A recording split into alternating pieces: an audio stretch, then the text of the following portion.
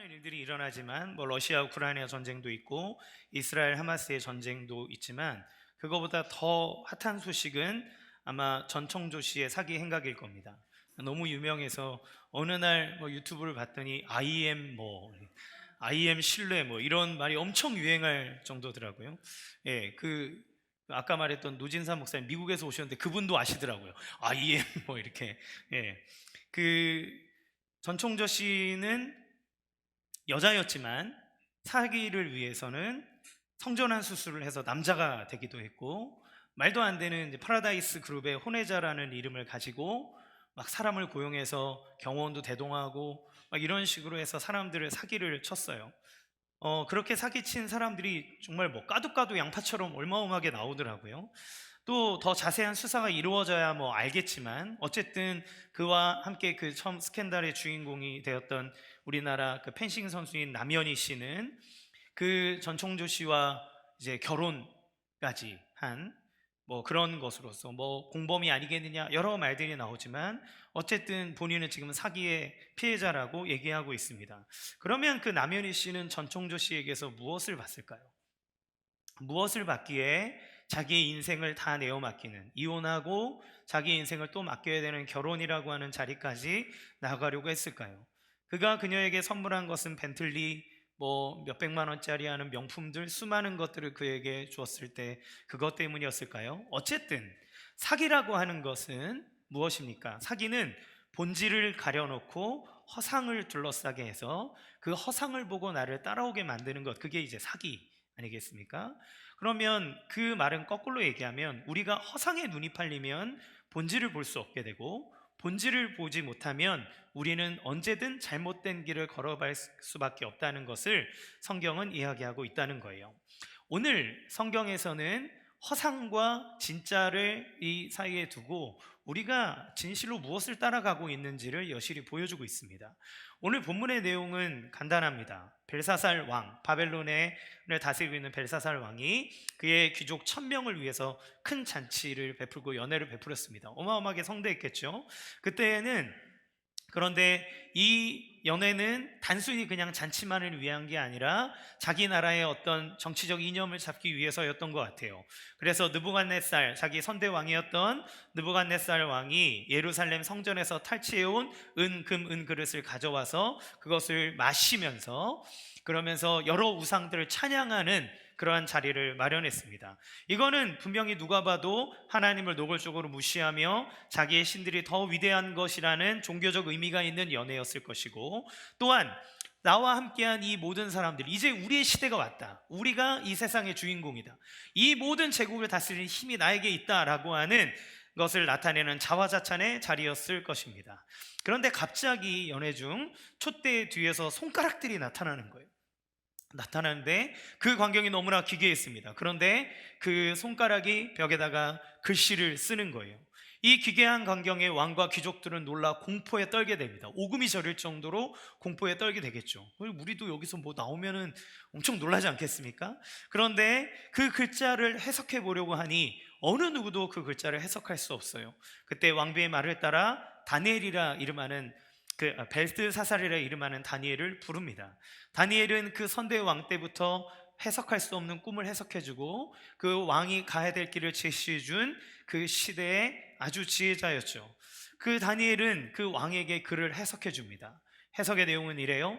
왕의 시대가 끝났습니다. 당신의 삶은 무게로 저울되어져서 판단될 것입니다. 그리고 당신의 죄가 중하니 당신의 나라는 찢겨지고 당신은 죽임을 당하고 이 나라는 망할 것입니다 라고 하는 그러한 메시지를 던져줍니다. 그리고 그날 밤 바벨론은 메디아와 페르시아의 연합군에 의해서 망하게 되고 벨사살은 죽임을 당하게 됩니다. 이게 5장에 나와 있는 내용이에요. 다니엘서의 전체적인 주제는 무엇입니까? 우리의 눈에 보이지 않지만 그러나 이 온 역사를 주관하고 계시는 분이 하나님이시다. 하나님이 참된 왕이요 이 모든 것을 주관하시는 분이라는 거예요. 그런데 오늘은 이 인생의 압축판을 펼쳐놓은 듯, 펼쳐진 인생들을 이 5장의 하나에 딱 압축시켜 놓은 듯, 연애의 화려함과 죽음이라고 하는 이 만날 수 없는 이 극단이 한꺼번에 등장하게 됩니다. 하나님은 이 5장의 말씀을 통해서 이 느부갓네살에게 던져줬던 말씀이 어떻게 우리에게 들려주시는지를 보여주는 것이죠. 그러면 그 메시지는 무엇일까요? 첫 번째, 삶은 허상에 둘러싸여 있다는 겁니다. 다니엘서 5장 1절에서 2절 같이 읽겠습니다. 시작. 벨사살로한 왕이 그의 귀족 천명을 위하여 큰 잔치를 베풀고 그 천명 앞에서 술을 마십니다. 벨사살이 술을 마실 때에 명하여 그의 붙인 느부갓네살이 예루살렘 성전에서 탈취하여 온 금은 그릇을 가져오라고 명하였으니 이는 왕과 귀족들과 왕후들과 후궁들이 다 그것으로 마시려 함이었더라. 아멘. 우리는 여기서 이 벨사살 왕이라고 하는 사람에 대해서 아는 것이 되게 중요합니다. 왜냐하면 사실 이 벨사살은 진짜 왕이 아니었어요. 실제 역사에서 바벨론의 마지막 왕은 나보니두스입니다. 벨사살은 나보니두스의 아들이에요. 그러니까 실제적으로는 벨사살이 왕이 될 수 없는 거죠. 그런데 이 특이한 것은 무엇이냐면 나보니두스의 연대기에 보면 나보니두스는 그 바벨론이 섬겼던 태양신과 다르게 달의 신을 섬겼던 사람이라고 나옵니다. 그러니까 이것이 문제가 된 거죠. 왜 문제가 되겠습니까? 바벨론의 건국 이념은 태양신을 위주로 하는 겁니다. 그 당시는 종교와 정치와 삶이 다 붙어 있었기 때문에 국가의 이념 통치를 잡을 때 어떤 신을 믿느냐가 되게 중요했거든요. 그러면 그때 가지고 있었던 바벨론의 정치 이념, 건국 이념, 그 기틀을 마련하는 신은 태양신 마르둑을 섬기는 거예요. 그러면 그 얘기는 무엇이겠습니까? 왕 옆에 있는 지혜자와 사제들, 이 사람들은 다 누구를 섬기는 사람이죠? 예, 마르둑을 섬기는 사람입니다. 그런데 나보니두스가 즉위하고 나서 달의 신을 섬겼다는 것은 그 느부갓네살 때에서 권력과 그 나라를 주관하고 있던 지혜자들이 태양신을 섬기는 사제들에서 달의 신을 섬기는 사제들로 바뀌었다는 이야기예요. 그러면 수많은 좌천과 숙청들 이런 것들이 있었겠죠. 그렇기 때문에 이 나보니두스가 살아가는 동안 그는 이 마르둑의 사제들이 힘이 쓰지 못하는 상황이었기 때문에 곳곳에서 수많은 반란들이 일어났다고 합니다. 그러니까 나보니두스는 통치하는 기간 동안 계속 그 반란을 진압하기 위해서 제국 곳곳으로 원정을 떠나기도 했고, 당시에 이제 신흥 세력으로 떠오르고 있는 메디아와 페르시아의 팽창에 맞서서 그것을 막아내야 되는 일도 있었죠. 그리고 그의 말년에는 느부갓네살 같은 이 정신병이 도져서 요양을 떠나야 되는 일이 있었습니다. 그러니까 나보니두스는 마지막 왕이지만 거의 대부분을 원정을 다녀야 했고 요양을 가는 그런 생활을 했기 때문에 중앙이 비잖아요. 중앙이 비었을 때 뭐를 했냐면 자기의 아들인 벨사살을 거기에다가 앉혀서 다스리게 하고, 그러니까 자기는 섭정을 한 거죠. 그 상황입니다. 그러면 우리는 이 말씀에 대한 이해가 이제 풀릴 수 있는 거예요. 다니엘서 5장 16절 같이 읽겠습니다. 시작. 내가 내게 대하여 들은즉 너는 해석을 잘하고 의문을 푼다하도다. 그런즉 이제 내가 이 글을 읽고 그 해석을 내게 알려주면 내게 자주색 옷을 입히고 금사슬을 내게 걸어주어 너를 나라의 셋째 통치자로 삼으리라 하니. 예, 왜 둘째 통치자가 아니라 셋째 통치자일까요? 쓰는 거 팍팍 써야지. 예, 왜 네가 이 위기 속에서 나에게 도움을 줬으니 내 다음으로 되게 하겠다, 이게 원래 맞잖아요, 그렇죠? 근데 셋째 통치자를 삼는다고 얘기해요. 왜 셋째 통치자일까요? 왜냐하면 벨사살이 첫 번째 통치자가 아니기 때문에 그렇습니다. 벨사살이 2인자예요. 벨사살이 줄 수 있는 최고는 셋째 자리입니다. 그가 아버지에게서 권력을 이양받아 나라를 다스리고 있기 때문에 그가 줄 수 있는 최고의 자리는 세 번째 자리인 거죠. 그래서 사실은 이 문제 때문에 18세기에서 19세기에 그 유럽의 자유주의의 붐이 일어서 성경이 진짜가 아니라고 말하는 성경학자들이 나왔습니다. 그때 사람들이 문제를 삼았던 본문이 이 다니엘 5장이에요. 다니엘 5장에 벨사살 왕이 나오는데 분명히 역사상에서 바벨론의 마지막 왕은 나보니두스였거든요. 그런데 성경에서 마지막 왕을 벨사살이라 표현하니 성경은 허구다, 후대 사람들이 지어서 쓴 것이라고 막 그렇게 주장을 했습니다. 그런데 나중에 고고학자들에 의해서 나보니두스의 연대기가 발굴되었을 때 이러한 사실들이 다 드러나 성경에 있었던 내용들이 실제 역사의 기반으로 되어 적혀진 사실이라는 것을 밝혀지기도 했습니다. 여러분, 하나님의 말씀은 허구가 아님을 믿으시기 바랍니다. 하나님은 그 때의 그 역사의 흐름을 통해서 하나님이 어떻게 역사하고 계시는지, 어떻게 이를 풀어가고 있는지를 낱낱이 보여주세요. 가리지도 않고 미화시키지도 않습니다. 그들이 죄를 지은 것은 그대로, 그들이 벌을 받은 것은 그대로 하나님 기록하시는 분이에요. 그런 역사적인 맥락 안에서 이 일이 진행이 됩니다. 또 이 벨사살은 유대인들을 아주 미워했다 그래요. 좋아하지 않았다 합니다. 그래서인지 다니엘이 사제들 중에서 가장 어른이었잖아요. 이때가 한 80세 정도 될 때인데 이미 느부갓네살부터 가장 총애받는 사람으로서 왕궁에 있었음에도 불구하고 벨사살은 왕인데 이 다니엘을 몰라요. 그러니까 이 유대인들을 의도적으로 멀리했다는 것을 보게 됩니다. 그러면 이 벨사살의 실체는 무엇이에요? 왕이 아니지만 왕의 행세를 하고 있는 존재입니다. 그리고 그는 왕으로서 지금 그 자기의 세상이 왔노라고 연회를 베풀면서 사람에게 선심을 쓰고 이스라엘의 하나님의 성전 기물을 가져다가 막 술을 마시면서 이렇게 있으면서 이제 내 세상이 왔다고 자화자찬하고 있지만 우리는 이 5장의 마지막이 어떻게 끝나는 줄을 압니다. 그는 이제 왕위에서 폐위될 것이고 그의 나라는 망하게 될 거예요. 그는 왕이 아니지만 왕인 척 행세를 했고 그의 나라는 영원하지 않을 것이지만 마치 자기의 나라가 영원할 것처럼 사람들에게 얘기하는 그러한 아이러니한 상황, 허상이 이 벨사살의 모습이라는 것을 알 수 있습니다. 그런데 여러분, 우리가 역사의 시간을 과거형으로 보고 있잖아요. 그렇죠? 과거형, 이 현재에서 과거를 바라봤을 때 벨사살은 무엇입니까? 허세예요, 허세. 이제 망할 게 뭐 이렇게 자신만만해가지고 있냐.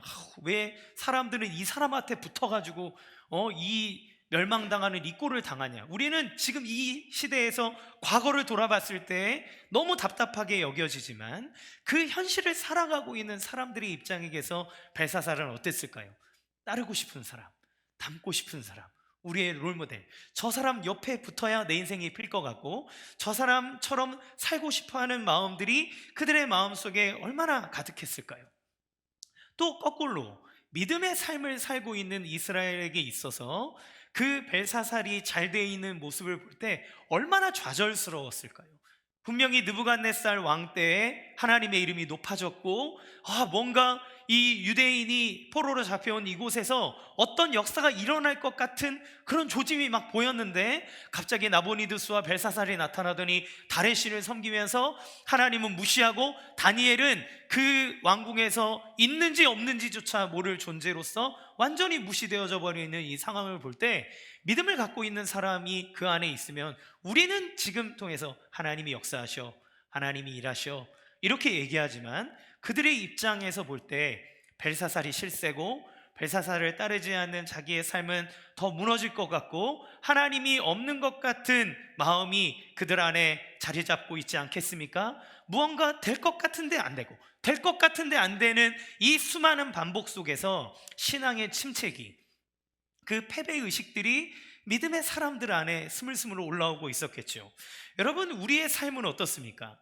한 목사님이 이러한 지금 패배의식에 쌓여져 있는 그리스도인들을 보며 케르케고르가 비유한 이야기를 들었는데 이것이 너무나 마음에 와닿았습니다. 케르케고르가 교인을 거위에 비해서 풍자한 내용이 있어요. 내용은 이렇습니다. 거위들이 뒤뚱뒤뚱 걸어서 교회를 향합니다. 앞에 있는 목사 거위가 얘기합니다. 여러분, 우리도 하늘을 날 수 있습니다.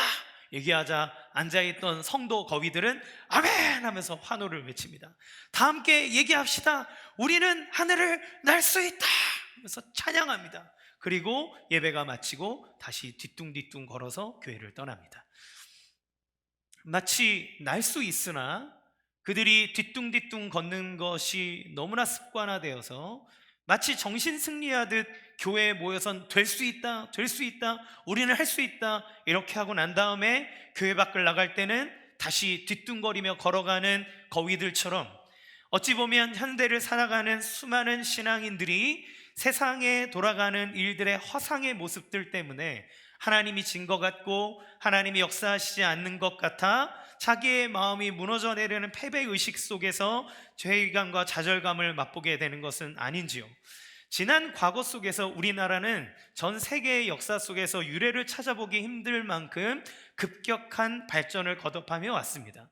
전쟁의 패배와 절망 속에서 이 가장 세계 최고의 빈곤 국가라 불렸던 대한민국 안에 하나님께서 복음을 심어주시고 그 사람들 안에 가지고 있었던 패배감과 절망의식, 이런 것들이 막 씻겨져 나갔을 때 그와 함께 맞춰서 사람들이 믿음 안에 힘을 내기 시작하고 삶의 형태들이 바뀌어지게 되었습니다. 그러면서 전 세계의 흐름 속에서 우리나라는 말도 안 되는 비약적인 발전을 이루었어요. 그때 지금도 뭐 한강의 기적 얘기하지만 모든 경제학자들이 얘기하기를 세상에서 이런 유례를 찾아볼 수 없을 만큼 놀라운 발전을 이뤘습니다.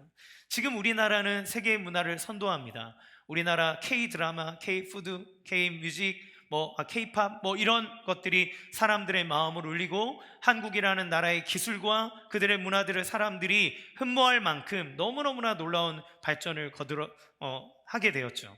그런데 그 당시에 교회에서도 그러한 것들 안에서 모든 성도들이 자신감, 힘, 소망 이런 걸 갖고 있었습니다. 와서 기도하고 가서 일하고 그러면 부동산 산이 땅값 오르고 일하면 자기가 일한 만큼 연봉이 오르고 사업하면 사업이 막 잘 되고 공부해서 자기가 어떤 결과들을 맛보면 그에 대한 결과들을 맛봤습니다. 그런데 여러분 그거 아십니까? 그 당시에 아주 특수한 상황이에요.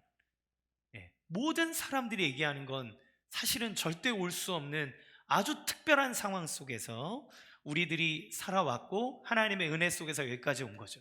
그런데 그렇게 하나님을 믿으면서 사람들이 살아왔지만 어느덧 그 돈과 명예와 자기의 부유함 속에서 교회는 진짜 믿어야 될 실세인 예수 그리스도를 잃어버리고 그 돈이 마치 하나님이 되는 것처럼, 그 돈이 우리의 주님이 되는 것처럼, 그 부요함이 하나님의 축복인 것처럼 살아왔고 교회도 그러한 번영신학 속에서 우리에게 수많은 메시지들을 던져왔습니다. 그런데 지금 어떻습니까? 지금은 전 세상이 미쳐 돌아가듯 전쟁의 소문이 가득하고 코로나 이후에 우리가 무언가를 하려고 해도 지금 우리의 마음속에 딱 드는 생각은 내가 무언가를 하려고 해도 세상이 도와주지 않는다는 거예요. 세상이 나를 도와주지 않는다. 그러니 어떤 현상이 발현됩니까? 청년들, 이 시대에 꿈을 먹어야 되고 무언가 세상을 향해 디뎌야 될 청년들에게 유행하는 말은 뭐 포기했다, 뭐 포기했다, 뭐 포기했다, 2포, 3포, 4포, 7포 모든 걸 포기하고 결혼도 포기하고 애도 포기하고 자기의 미래에 어떠한 소망도 없으니 어떻게 살지를 몰라 길을 잃고 가는 것이 지금 세상 아닙니까? 그러면 교회에 있는 믿음의 사람들은 다를까요? 아니요. 예전에는 기도하면 들어줬다는데 지금은 기도해도 전쟁 나서 막 길이 막히고 코로나 때문에 막히고 막 이러니 들어와서도 자기의 삶 속에 들어오는 패배감, 좌절감, 이러한 것들은 마치 거위가 교회 밖을 나가며 뒤뚱뒤뚱 걸어가듯 진짜 본질인 하나님을 알지 못한 채 세상의 벨사사를 사모하며 뒤뚱거리며 걸어가고 있는 것이 우리의 모습입니다. 하지만 예레미야를 통해서, 이사야를 통해서, 지금 다니엘을 통해서 그렇게 70년의 포로 생활을 하고 있는 이스라엘 백성들에게 하나님이 끊임없이 던지고 있는 이야기는 너희의 삶의 현상에 주목하지 마라. 하나님이 하나님의 뜻대로 하나님의 때에 맞춰 그 일을 진행하고 계신다. 너는 그 하나님을 바라봐야 한다. 너는 그 하나님을 의지해야 된다라고 얘기하죠. 하지만 우리의 눈은 정작 어디를 바라보고 있습니까? 벨사사를 보는 거예요. 오늘 망할, 오늘 이제 끝나버릴 벨사상의 허상을 쫓으면서 우리는 패배했노라고, 우리는 가망이 없노라고, 우리는 쉽지 않노라고 인생의 절망감을 표현하며 살아가는 것이 우리의 모습은 아닐런지 생각해 봐야 됩니다. 그러면 하나님은 이때에 어떠한 것을 보여주시나요? 두 번째, 모든 실체가 드러나는 때가 있다는 겁니다. 5절 6절 같이 읽겠습니다. 시작. 그때 사람의 손가락들이 나타나서 왕궁 총대 맞은편 석회벽에 글자를 쓰는데 왕이 그 글자 쓰는 손가락을 본지라. 이에 왕의 즐기던 얼굴빛을 변하고 그 생각이 범이 나여 넓적다리 마디가 녹는 듯하고 그의 무릎이 서로 부딪힌지라. 갑자기 사람의 손가락들이 나옵니다. 왕궁의 촛대 맞은편에 글자를 씁니다. 환상이 아니에요. 실제입니다. 그 실제 이런 일이 일어날 때 어떻게 됩니까? 사색이 되고 두렵고 그 생각이 번민으로 가득 차며 넓적다리가 녹는 듯 했다는 거예요. 이거 지리는 겁니다. 지리는 거. 여기에서 번민하다라는 말이 나오죠. 이 번민하다는 말은 우리가 지금 다니엘 5장에 오는 동안 몇 번이나 반복돼서 나오는지 몰라요. 모든 왕들이 자기의 권력과 자기의 업적과 자기의 생각들을 자랑하지만 결국 인생의 어떤 문제에 봉착됐을 때 그들이 갖게 되는 생각은 무엇입니까? 번민입니다. 두려움, 떨림, 괴로움, 이것을 나타내는 말이, 함축하는 말이 이 번민하다는 단어인데 다니엘 전체에서 계속돼서 사용하는 거죠. 이것을 통해 무엇이 드러나는 겁니까? 그 벨사상, 가짜 왕은 허상이고 진짜 왕이 있다는 것을 보여주는 거예요. 하나님의 다니엘서의 내용은 하나님이 다스리는 겁니다. 이스라엘이라고 하는 작은 나라에 국한된 것이 아니라 모든 역사를 주관하는 것이 하나님이고 모든 세상은 하나님의 계획하심 안에 흘러간다는 거예요. 벨사살은 원래도 진짜 왕이 아니었지만 그는 왕의 행세를 합니다. 자기가 뭔가 있는 존재처럼, 자기가 무언가를 이룬 존재처럼 얘기하지만 이 사건을 통해서 그는 사람들 앞에 지리는, 자기의 인생이 아무것도 아닌, 아무리 멋진 옷과 휘황찬란한 보석으로 자기를 꾸며 존귀한 존재처럼 꾸며 놓았다 할지라도 그는 하나님의 메시지 앞에 아무것도 알지 못하는 무지하고 두려워 떨 수밖에 없는, 번민할 수밖에 없는 연약한 인간에 불과하다는 것이 드러나는 겁니다. 그러면 누가 나타나는 겁니까? 그 왕이 아니라 진짜 왕이 있다는 것이 드러나는 거죠. 여러분, 우리가 삶을 살아가다가 여러분이 무언가 할 때마다 잘 되면 우리는 막 의기양양해서 내가 뭐라도 되는 것처럼, 내가 세상의 모든 지혜는 다 가지고 있는 것처럼 사람들을 판단합니다. 나보다 못하는 사람들에 대해서 쟤는 이게 문제고 저게 문제고 하면서 자기 자신을 높이기에 급급합니다. 근데 이게 언제 꺾이나요? 자기의 인생의 역경을 맛보면, 내가 무언가를 했는데 내 마음대로 인생이 되지 않는다는 것을 경험하고 나면 그때 그 의기양양하던 그 모든 것들이 꺾여버리는 것처럼, 그 모든 허세가 다 사라져버리는 것처럼 하나님의 위엄과 하나님의 그 존재 자체가 드러날 때 사람들은 그 허세와 모든 과정이 무너지게 되는 겁니다. 그럼 이 허세와 과정이 무너질 때 무엇이 드러납니까? 우리의 실체가 드러나는 거예요. 다니엘서 5장 25절 같이 읽겠습니다. 시작. 기록된 글자는 이것이니 곧 메네메네 베델 우바르십니다. 이 글자를 알 수가 없는 거예요. 왜요? 여러분, 히브리어 글자는 자음만 씁니다. 우리나라로 얘기하면 니은 니은 미음 디귿 기역 이응 비읍 리을 시옷 이렇게 써져 있는 거예요. 이걸 이렇게 딱 보고 메네메네 네겔 우바르신 이렇게 읽는 겁니다. 그는 물론 글자 때문에도 그렇지만 그게 무엇을 의미하는지 모르는 거예요. 글자는 알아도 그것이 무엇을 뜻하는지를 모르는 거예요. 바벨론의 어떤 지혜자도 그 글을 해석하지 못합니다. 여러분, 다니엘서는 반복 아닙니까? 그렇죠? 이때 누가 등장해야 됩니까? 이제 다니엘이 이걸 해석하기 위해서 또 등장합니다. 예. 그러면 다니엘이 아까 얘기한 것처럼 80세 정도의 나이로 이미 정평이 나 있는 사람이고 모든 사제들의 우두머리였던 사람이에요. 느부갓네살이 그렇게 세웠습니다. 그런데 여러분, 벨사살이 그 다니엘을 몰라요. 선대 왕이 그렇게 총애하고 이 나라를 지탱하는 데 지대한 영향을 미쳤던 그 어마어마한 존재를 알지 못합니다. 무엇을 얘기합니까? 진리를 알려주는 존재, 우리에게 지혜를 주는 존재가 그 앞에 있음에도 불구하고 그는 한 번도 그를 불러본 적이 없는 아둔한 존재라는 것을 보게 됩니다. 그만큼 그 지혜자가 그와 함께 있지 않고 그 진리를 알려주는 자를 찾지 않기에 그는 무지하고 아둔한 선택과 삶을 살아갈 수밖에 없는 거죠. 우리의 삶은 어떻습니까? 하나님은 우리에게 진리 되신 하나님의 말씀을 주셨습니다. 우리는 언제든 그 말씀을 꺼내어 하나님의 뜻을 알 수 있고 그것을 볼 수 있고 우리의 삶을 진리로 빛으로 인도하는 그 말씀이, 진리가 우리 손에 들려져 있습니다. 그런데 여러분, 혹시 벨사살처럼 다니엘을 두고도 한 번도 찾지 않는 사람처럼 하나님께서 여러분에게 진리와 빛되는 하나님의 말씀을 주셨음에도 불구하고 그것을 찾지 않은 어리석은 삶을 살고 있지는 않은지요? 주님이 우리의 인생의 길과 우리의 본질과 목적이 무엇인지를 분명히 알려주는 그 지혜된 하나님의 말씀을 얼마나 사모하며 찾고 계십니까? 그걸 찾지 않으면 우린 벨사살처럼 늘 어리석은 선택을 할 수밖에 없는 거예요.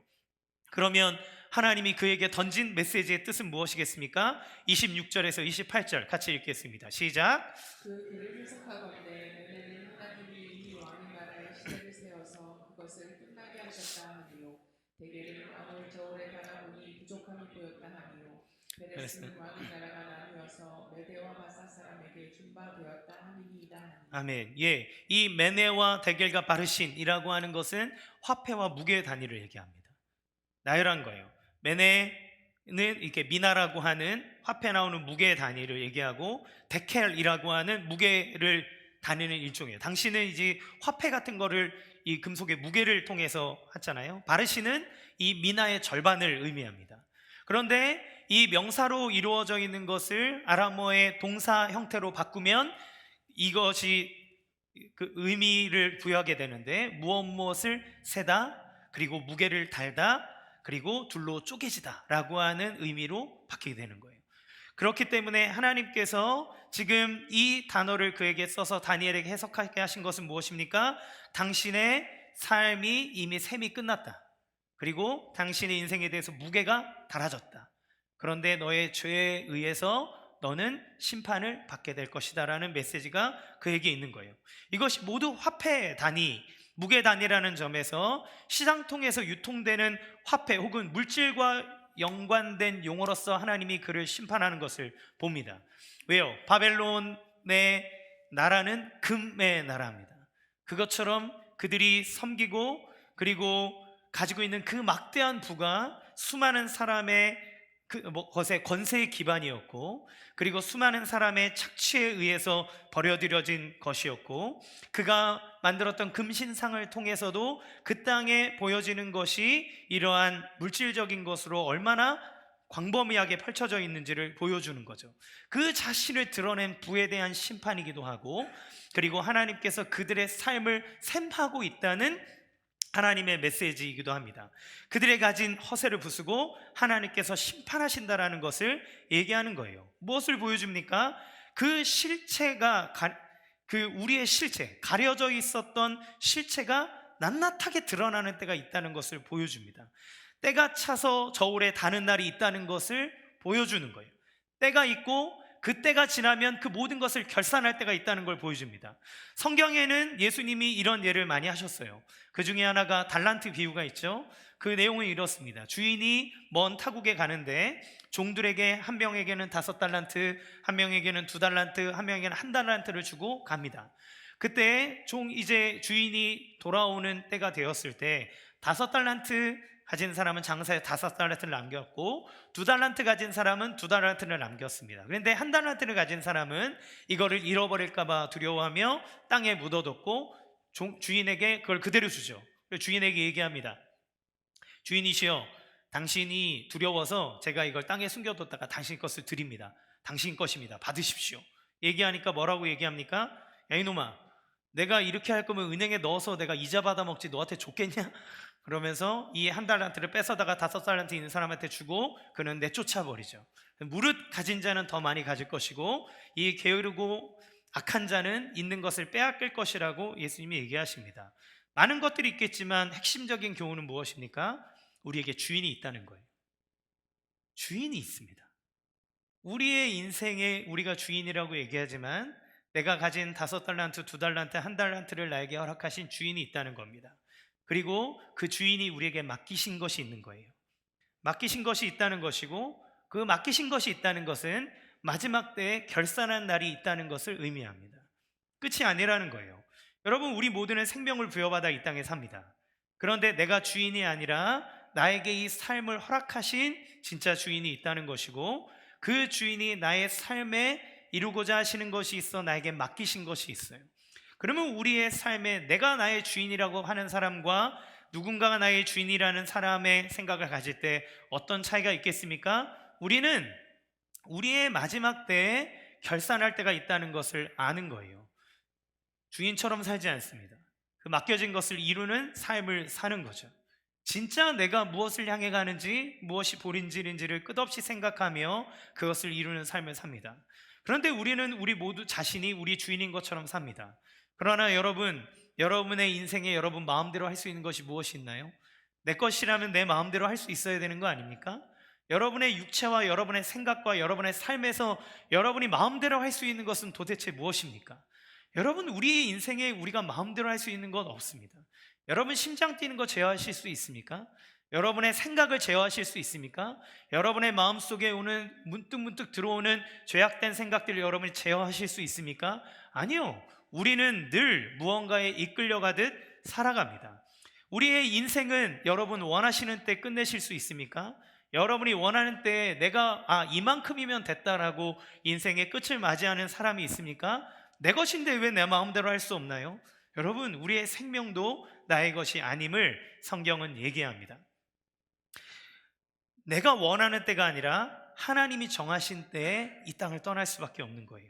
그래서 예수님은 자기가 자기의 삶을 주인처럼 살아가는 사람을 어리석은 부자의 비유를 들어 얘기합니다. 한 사람이 정말 열심히 일하여서 곳간에 그리고 창고에 수많은 재물들을 집어넣어 놨습니다. 그것을 보면서 너무 뿌듯해하면서 얘기합니다. 내 인생아 수고했다. 내 인생아 이렇게 이루어내느라 너 참 잘했다. 자, 이제 내가 이만큼 벌어놓고 이만큼 이뤄놨으니 내 인생아 즐겨보자. 내 인생아 한번 멋지게 살아보자. 딱 이렇게 얘기할 때 이렇게 말씀하십니다. 누가복음 12장 20절에서 21절 시작. 하나님은 이르시되 어리석은 자여 오늘 밤에 내 영혼을 도로 찾으리니 그러나 내 준비한 것이 누구의 것이 되겠느냐 하셨으니 자기를 위하여 재물을 쌓아두고 하나님께 대하여 부요하지 못한 자가 이와 같으니라. 예, 그때 하나님 얘기하시는 거예요. 야 이놈아, 내가 너 오늘 밤 데려가면 그것이 너에게 무슨 소용이 있겠느냐. 그는 알아야 되는 겁니다. 내가 계산하는 게 아니라 내 삶을 계산하는 분이 따로 있다는 거죠. 벨사살에게 그때가 온 겁니다. 아버지가 아프고 자기가 이제 2인자로서 뭔가 권력을 쥐고 귀족들을 모아놓고 술판 벌리면서 이제 내 시대가 왔다. 이제 내가 세상을 호령할 시대가 왔다 라고 할 때 하나님이 그의 나를 세마신 거예요. 얘야, 끝났다. 다 됐다. 너의 나를 다 세웠다. 너의 시대가 이제 끝났다 라고 얘기합니다. 그리고 말하는 겁니다. 내가 너의 날들과 너의 인생을 무게에 달아보겠다. 부족하구나. 너는 부족하기 때문에 그 죄가 커서 심판으로 이미 기울어져 버렸다. 너에게는 심판이 있다고 말하는 거예요. 그러면 그가 그 심판을 받는 겁니다. 이게 인생의 비극이죠. 모두가 수명을 다한 뒤에 저울에 그 삶을 제한한다면 진짜 무서운 것은 이 벽에서 나오는 손가락이겠습니까? 진짜 무서운 것은 내 인생이 나중에 저울에 달아져서 평가돼야 된다는 것. 낱낱이 드러나게 되는 것. 내가 사는 동안 다른 사람들 모르게 깔끔하게 옷 입고 깔끔하게 단장하고 매너 있는 형태를 보이며 살았다 할지라도 이제 그 무게를 달아보시는 분 앞에서 낱낱하게 나의 모든 것들이 다 드러나게 될 터인데 그때 그 저울 앞에 그 앞에서 우리가 무엇을 자신할 수 있겠습니까? 여러분, 이 심판이 그에게 왜 임했을까요? 그가 하나님을 모독했기 때문에 갑자기 하나님 직결 심판했을까요? 아닙니다. 하나님의 때가 됐기 때문이에요. 그러므로 우리의 삶 속에서 내가 죄를 지으며 살아가고 있는데 지금 심판이 없다는 것은 다행이 아닙니다. 왜요? 그때의 무게를 달아 한꺼번에 계산할 날이 있다는 것을 하나님 보여주기 때문에 그래요. 따라서 내가 어떤 죄를 짓거나 잘못된 일을 할 때 하나님께서 나를 징계하고 어떤 어려움을 당하는 것은 그것은 저주가 아니라 하나님의 축복입니다. 왜냐하면 그 사람으로 하여금 돌이킬 수 있는 기회를 하나님께서 주시는 것이기 때문에 그래요. 어떤 심판이 임하게 됩니까? 그날 밤 메디아와 페르시아의 연합군이 바벨론을 침공하고 바벨론이 하루아침에 무너지는 현상이 발현됩니다. 여러분, 그러면 우리는 퀘스천이 붙죠. 이 강력한 제국이 어떻게 이렇게 하루아침에 무너질 수 있는가? 역사가 헤로도토스가 얘기하기를 바벨론의 성벽은 어마어마하게 견고하고 그 주변은 해자로 둘러싸고 있어서 난공불락의 요새처럼 묘사합니다. 그런데 어떻게 하루아침에 그렇게 멸망당할 수 있을까요? 역사 안에는 아이러니하게도 그의 백성들이 페르시아 군대를 환영하며 문을 열어줬다고 합니다. 문을 열어준 거예요. 페르시아는 전 세계 제국의 역사 안에서 가장 개방적인 제국이었습니다. 모든 나라와 민족들을 포용하고 그곳에 들이게 하는 거죠.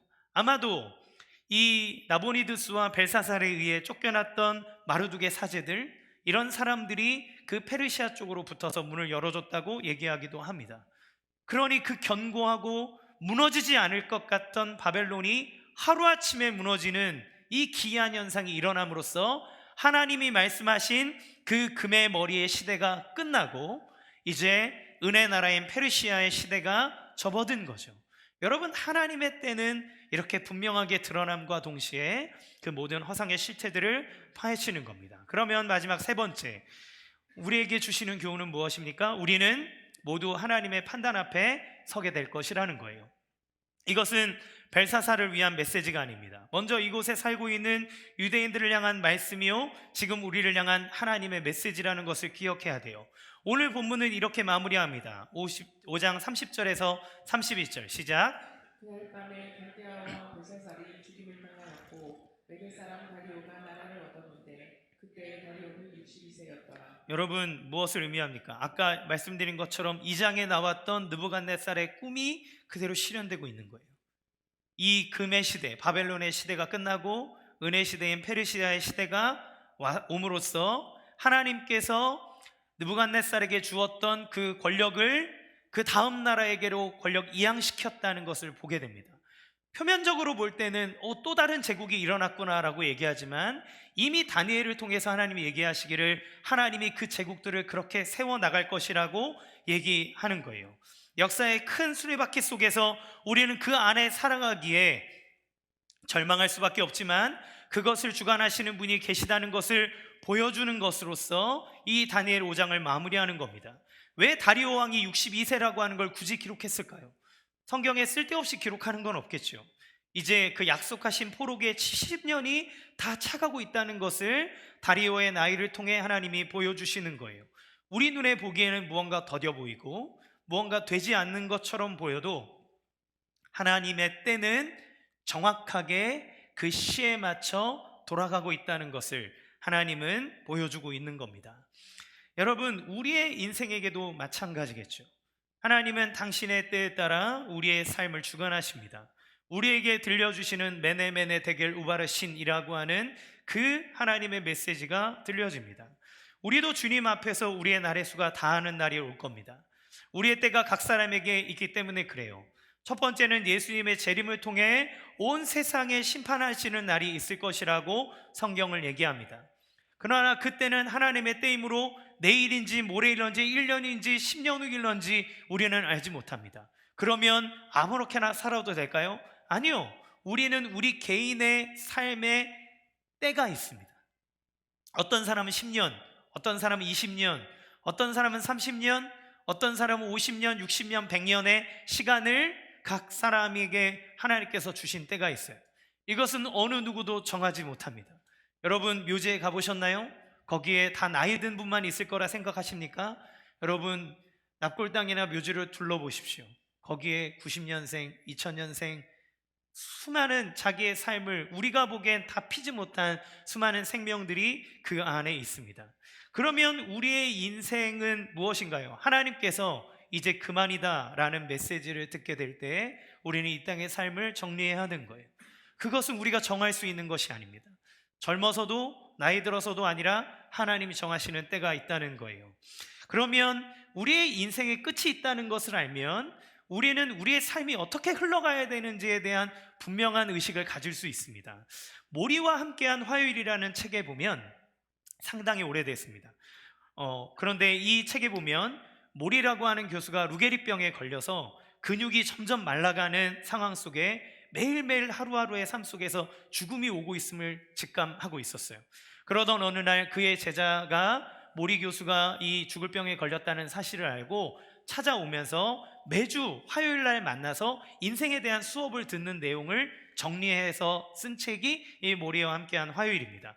그런데 거기에서 모리 교수는 나중에 뭐라고 얘기하냐면, 보게, 사람이 죽음을 생각하면 인생이 명료해진다.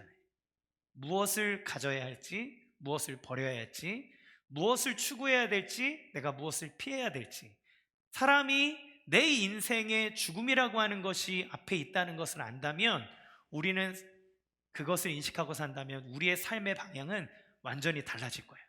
그러니까 본인이 이 근육이 마르는 병이잖아요. 근육이 마르면서 점점 자기의 삶이 죽어갈 때 그는 크리스찬은 아닌 것 같습니다. 크리스찬은 아니에요. 그러나 그동안 성공, 학문 막 이런 것들을 위해 살아오다가 결국 사랑해야 될 사람, 내가 사랑한다고 말하지 못한 사람에게 사랑한다고 말하는 것, 그리고 자기의 삶에 어떤 것이 정말 중요한 가치를 가지고 있는지가 점점 명확해지고 있는 것을 보게 되죠. 여러분, 우리가 매내, 즉 내 인생에 다했다는 소리를 들으면 어떤 음성이 들리겠습니까? 대개 너의 삶을 무게에 달아보겠다는 하나님의 메시지가 들릴 겁니다. 여러분, 하나님 앞에서 우리의 날수에 대한 무게에 대해서 자신할 수 있으십니까? 그 하나님의 지엄하신 빛 아래서 우리의 삶이 완전히 깨끗했노라고 나는 자신 있다고 말할 수 있습니까? 아니요, 저는 그 하나님 앞에 설 자신이 없습니다.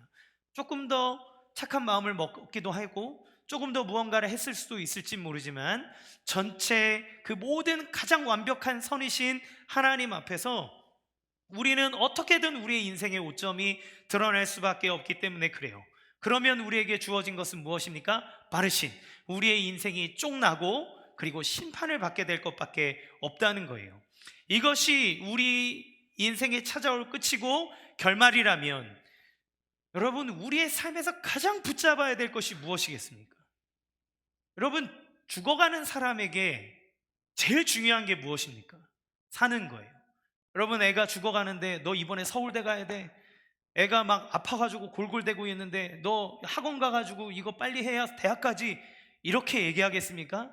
애가 아프면 대학이고 취업이고 다 필요 없습니다. 뭐부터 합니까? 살려야죠. 사는 거죠. 사는 것이 그 아이에게, 그 인생에게 가장 중요한 일입니다. 그러면 여러분, 우리의 인생에 있어서 결국 그 마지막 끝에 누구든 죽음이라고 하는 것을 피할 수 없고, 그런데 그 죽음 너머 뒤에 우리를 계산하고 우리의 삶을 계산하고 맡긴 것을 찾는 이가 우리의 인생의 무게를 달아 우리를 심판하기 원한다면 우리의 삶에 가장 해결해야 될 중요한 문제는 무엇입니까? 그거죠. 주님은 어떻게 하십니까? 우리에게 바르신을 들리지 않게 해주시는 거예요. 왜요? 우리의 대신해서 그 바르신 두 쪽 나는 심판을 당하도록 하나님이 보내신 분이 있기 때문입니다. 그가 누굽니까? 예수 그리스도예요.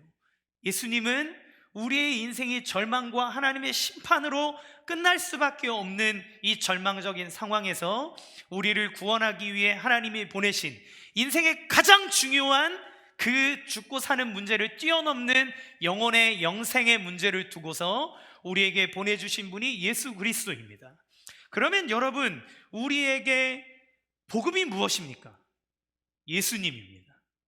우리의 인생에 우리의 삶을 지탱하고 우리에게 소망을 주는 분이 누굽니까? 예수님입니다. 그런데 사람들이 벨사사를 보듯 만몬과 돈과 명예와 우상을 쫓기 시작하면서 교회에서 예수의 이름이 사라지니 사람들은 힘을 잃습니다. 왜요? 본질이 아니라 허상을 쫓아서 교회에 나오고 신앙생활을 하기 때문에 그렇습니다. 왜 힘을 잃습니까? 우리에게 주신 생명된 참된 구원을, 그 소망을 우리가 붙잡고 있지 않기 때문에 그래요. 여러분, 예수님의 이름을 부르면 그게 뭔가 추상적인 것처럼 들립니까? 아니요. 여러분, 사람이 삶을 사는데 겉으로 보여지는 것 이면에 자기의 철학이 없으면 그 사람의 길은 엇나갈 수밖에 없습니다. 그러면 가장 본질된 것을 붙잡는다는 것은 무엇이냐면 우리의 삶의 방향을 결정하고 그것을 향해 올바른 길을 걸어가는 그 길잡이가 된다는 것을 의미해요. 그러려면 내가 누구인지를 알아야 됩니다. 하나님은 우리에게 생명 아끼지 아니하고 너를 구원하기 위해 예수를 보내어서 너희를 구원한 하나님의 자녀라고 우리에게 얘기합니다. 그러면 우리가 살아가는 삶의 정체성, 가장 본질된 것은 그리스도 예수 안에서 내가 어떤 자인지를 아는 게 중요하죠. 그것이 우리를 지탱하는 힘이고 이 세상을 살아가는 힘이고 소망이고 능력이 되는 겁니다. 얼마 전에 그 유퀴즈에서 박진영 씨랑 그 누구죠? 그 방시혁 씨가 나와서 인터뷰를 했어요. 우리나라의 이 엔터 사업에 아주 어마어마한 영향력을 갖고 있는 사람 아닙니까? 그런데 이 방시혁 씨가 얘기하기를 뭐라고 얘기했냐면 BTS가 나오기 전에 회사가 너무 힘들었대요. 너무 힘들었는데 원래 박진영이랑 JYP에서 이 프로듀싱을 했었기 때문에 JYP에 있었던 많은 히트곡들이 방시혁 씨가 썼거든요. 근데 자기가 나와서 기획사를 차리고 이렇게 하면서 박진영 씨랑 이제 계속 교제하는데 어느 날 박진영 씨가 얘기를 하더래요. 야, 너 왜 그래? 너 만나면 요즘에 사업 얘기만 해. 야, 너 음악가야. 음악 얘기를 해야지 왜 사업 얘기를 해? 이렇게 얘기했다는 거예요. 그러니까 회사가 적자에 허덕이고 막 이러니까 이 사람이 맨날 사업 얘기만 하고 있었는데 박진영은 만나서 뭘 얘기하려고 그랬냐면 음악 얘기하자는 거예요. 너는 음악층이야. 너는 음악가야. 사업가가 아니야. 근데 너 왜 자꾸 사업 얘기해? 음악 얘기해, 음악. 그러면서 다시 2AM의 곡을 쓰면서 뭔가 성공하고 막 이렇게 됐는데 그런데 현실로 돌아오니 또 막 좌절하는 거예요. 그런데 이제 안 되겠다, 사업을 접어야 되겠다라고 생각할 때 부사장, 이게 누님이었지만 부사장으로 있었던 분이 얘기하더래요. 너 접을 거야? 그러니까 자신 없어? 이렇게 물어봤대요. 그러니까 아니 그런데 빚이 그때 100 몇십억이 있었답니다. 100 몇십억의 빚이 있잖아. 어떻게 해? 얘기하니까 그때 그 누님이 뭐라 그랬냐면 너 그러면 그 애들은 자신 없어? 그랬더니 아니 얘들은 자신 있어. 얘들은 잘 될 것 같아. 근데 나한테 빚이 100 몇십억 있잖아. 근데 어떻게 해? 그러니까 딱 그 얘기를 했대요. 야, 너 어차피 여기서 때려쳐도 그 돈 못 갚아. 그런데 너 걔네 내보내봐야 여기서 얼마 손해 더 안 봐.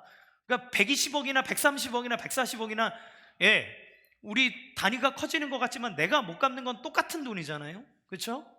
그러면서 네가 결정하는 거니까 내가 못하지만 너 그것 때문에 포기하지 말고 걔들 믿으면 해봐 한 거예요. 그리고 BTS가 나왔고 BTS가 이 대박을 쳐서 몇 조의 사나이가 된 거죠. 제가 사업의 성공을 얘기하려고 하는 게 아닙니다.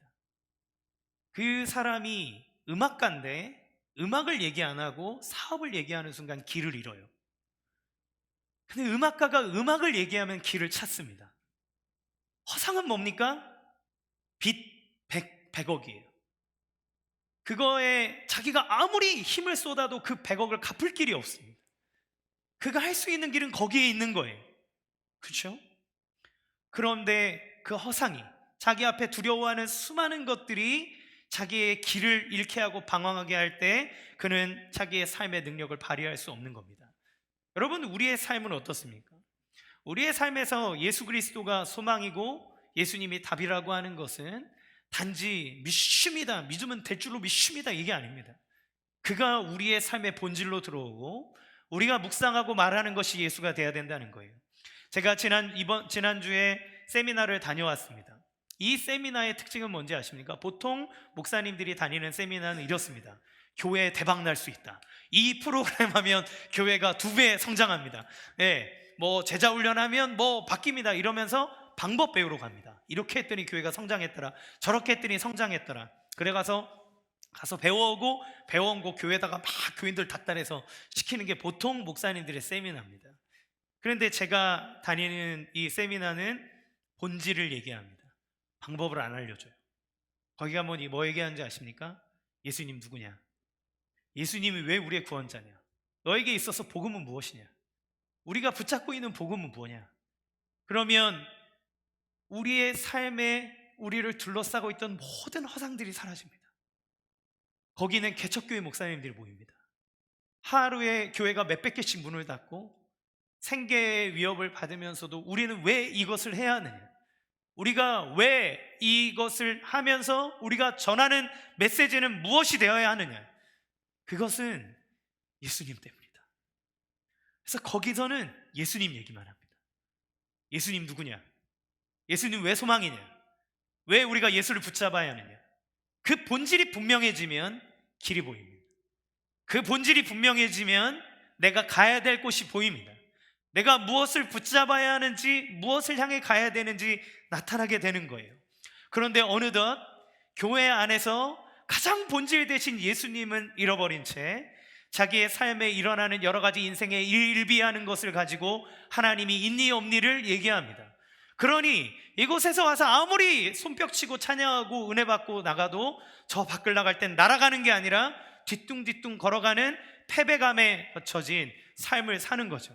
그러면 성경의 역사 속에서 모든 인생의 환난과 고난을 받은 사람은 그 패배감 속에 살았습니까? 아니요. 히브리 기자는 삼손이나 다윗처럼 승리한 사람도, 아니면 인생의 고난을 당한 그 누구도 예수의 이름을 붙잡고 있는 그 사람은 세상을 뒤집어 엎는 하나님의 승리자라고 얘기합니다. 여러분, 행복축제를 합니다. 우리가 행복축제 때 무엇을 하기 위해서 이걸 합니까? 여러분, 제가 본질을 잃어버리면 교회 성장을 위해서 이걸 합니다. 어떻게 하면 교회 잘 돼서 내가 하는 목회를 좀 이뤄볼까, 좀 안정적으로 가볼까 하는 마음으로 이거 합니다. 본질을 잃어버리니까 똑같은 일을 해도 본질을 잃어버리면 그 의미가 퇴색되고 하나님이 사라지는 거예요. 우리 행복축제 왜 합니까? 그 예수님이 나를 구원한 이 인생의 무게를 다하는 그 마지막 순간에 우리의 영생을 책임져 줄 완전한 구원자이심을 우리가 알기에 하는 것 아닙니까? 그렇죠? 여러분, 교회의 미션으로 생각하면 부담이지만 여러분이 본질을 분명히 알고 나의 구원자이신 예수님을 바라본다면, 그러면 그를 향해 하나님의 말씀을 전하고 복음을 전하는 것이 아무런 어려움이 물론 될 수 있지만, 그러나 그럼에도 불구하고 우리가 해야 될 길이라는 것을 압니다.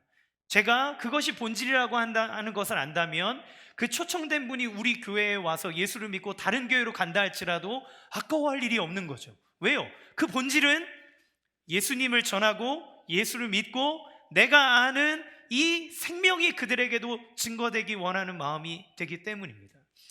말씀 마치겠습니다. 여러분, 본질을 알면 허상이 걷어집니다. 여러분의 삶에 고난이 있습니까? 어려움이 있습니까? 두려움이 있습니까? 허상을 걷어내십시오. 여러분을 위해 모든 것 아끼지 않냐고 내어주신 그 예수님을 바라보십시오. 예수님 말씀하십시오. 예수님 묵상하십시오. 길이 나옵니다. 그 안에 하나님의 능력이 나타납니다. 그 안에 주님 주시는 빛이 우리 가운데 있을 줄로 믿습니다. 이 시간 같이 함께 찬양하겠습니다. 주님 다시